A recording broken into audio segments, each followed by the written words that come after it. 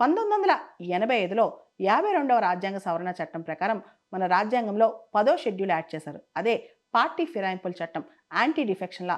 ఒక party ticket మీద గెలిచి తర్వాత ఇంకో పార్టీకి జంప్ అయిపోతే వాళ్ళపైన డిఫెక్షన్ వేటు పడాలి.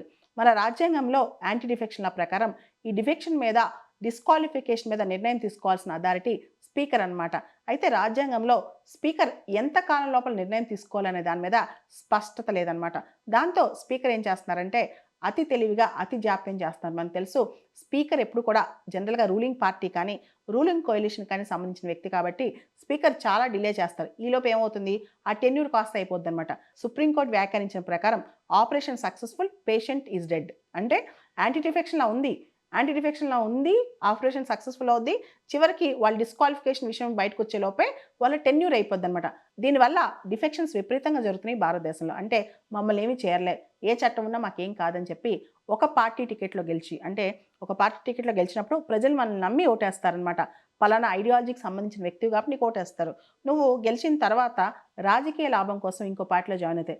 ఉదాహరణకి ఇక్కడ బీఆర్ఎస్ ఓడిపోయింది, కాంగ్రెస్ గెలిచింది. రాజకీయంగా ఎమ్మెల్యే పవర్‌ఫుల్‌గా ఉండాలంటే రూలింగ్ పార్టీలో ఉండాలి కాబట్టి షిఫ్ట్ అవుతా ఉంటారు. కానీ అలా చేసినప్పుడు అది ప్రజల్ని మోసం చేసినట్టు కాదా? మనల్ని నమ్మి ఓటేసిన వాళ్ళని మనం ఆ ఓటు విలువ తీసి పక్కన పడేసినట్టు కాదా?